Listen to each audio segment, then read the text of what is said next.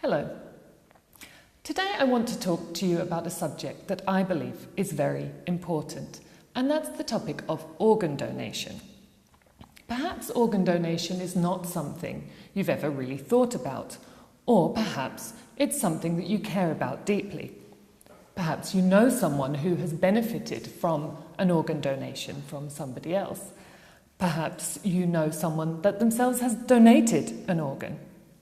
Perhaps you carry a donor card yourself or have registered on your country's organ donation register.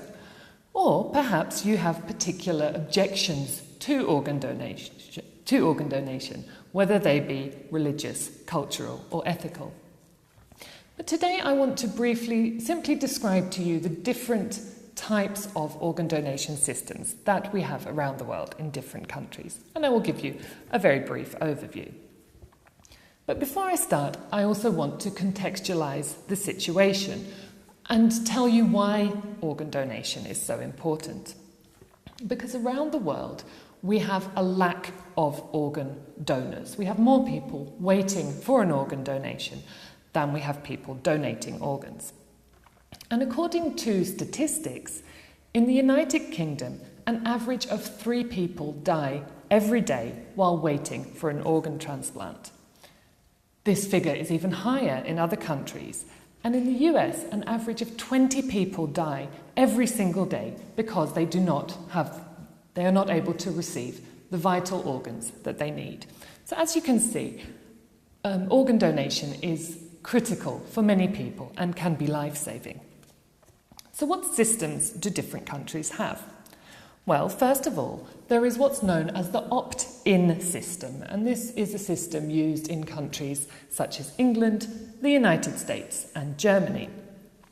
In the opt-in system, you need to actively register to be considered a donor of your organs after your death.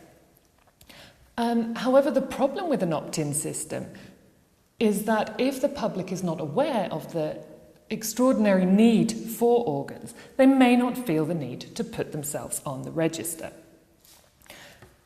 However, it's also important to note that even in an opt-in system, it's the family or the next of kin who have the final say. So, for example, I may not be on the organ donation register, but in the case of my death, my family could not override my decision, my family could decide that they want to donate my organs. And the same is true of the opposite situation. I may have put myself on the register, but my family can decide to veto my decision and choose not to donate my organs. But let's move on now to what more countries are starting to turn to, and that is the system known as the opt-out system. And the opt-out system is also called presumed consent. Within this system, everyone is considered to be an organ donor unless they actively remove themselves from the list. And the benefit of this system is that even if the public is not aware of the need for organ donations, they are still considered a donor even if they don't actively put themselves on the list. And such a system makes a huge difference, and countries with opt-out systems tend to have much higher rates of donation. So to give you an example, as I mentioned, Germany is a country with an opt-in system, and only 12% of its citizens gave consent. Only 12% of its citizens put themselves on the donation register. Austria, however, is an opt-out system, and 99% of its citizens are on the donation register. In other words, only 1% decided to remove themselves. So, as I said at the beginning, we have a great need of organ donations around the world. So I would personally encourage you to become an organ donor. If you live in a country which has an opt-in system, please make sure you register yourself on the list.